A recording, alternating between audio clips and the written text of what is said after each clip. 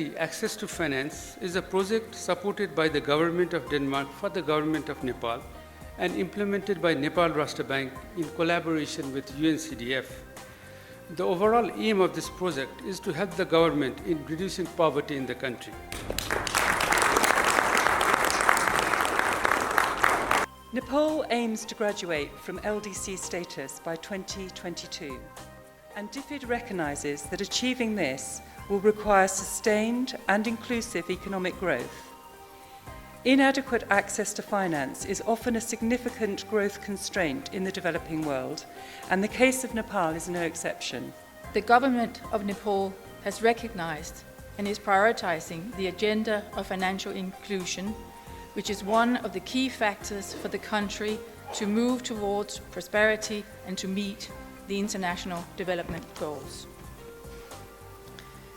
The discussion of financial inclusion is also very important, in particular for Nepal to move out of the group of least developed countries by 2022.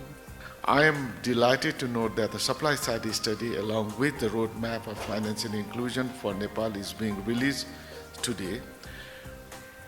My understanding is that this roadmap identifies the broader gaps and offer recommendation for the financial inclusion in Nepal. I hope that this conference will discuss in detail these findings and outcome of this event will give a solid foundation to the development future financial inclusion strategy for Nepal. Our financial system would be wide enough that includes everybody into the financial services. So we can draw the parallel between a big architecture like this and the big financial architecture which can really help people to be included in terms of financial services. But being an advocate for financial inclusion, I have some concerns on the very definition of inclusion. We don't want to be very tokenist in the name of inclusion, like the people who are sitting in front here and the people who are sitting at the back. We are included here, but do we have a role at the end of the hall? No, we only have the role to play. Financial inclusion is a key enabler to achieving the range of development objectives, which can be seen prominently in the 2030 Development Agenda for Sustainable Development, which highlights financial inclusion in 6 of the 17 development goals, as well as in the Istanbul Program of Action, which of course focuses on LDC graduation. Financial inclusion also featured very prominently in the recent World Humanitarian Summit in Istanbul as part of the Disaster Preparedness and Disaster Response Toolbox. And it featured also at the Antalya Midterm Review of the Istanbul Program of Action. We have released the demand side results. You will find the supply, policy and regulatory results here this morning. And we've spent a lot of time around the research and the engagement. It's a 300-page diagnostic, so this has been a high-level overview, but there's a fair amount of detail that gets processed through to eventually come through to those priority areas, which we're going to highlight for you now. There's a barrier to credit and there's a barrier to savings. Then how do we unlock the constrained credit and savings markets?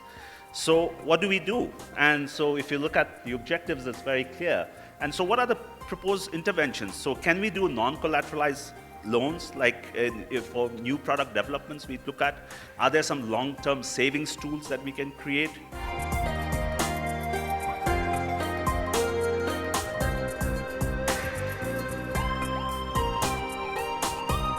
Whether the borrower has ability to pay back your loan or not.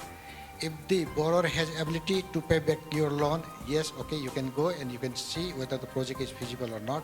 Otherwise, you need to stop for multiple lending. Why NRB has to come forward and say, okay, you cannot give money to 2 or 3 people, you cannot have a multiple lending. Now we have created a system of Credit Information Bureau. Probably that system would allow you to get information whether the borrower has taken loan from any other institutions or not.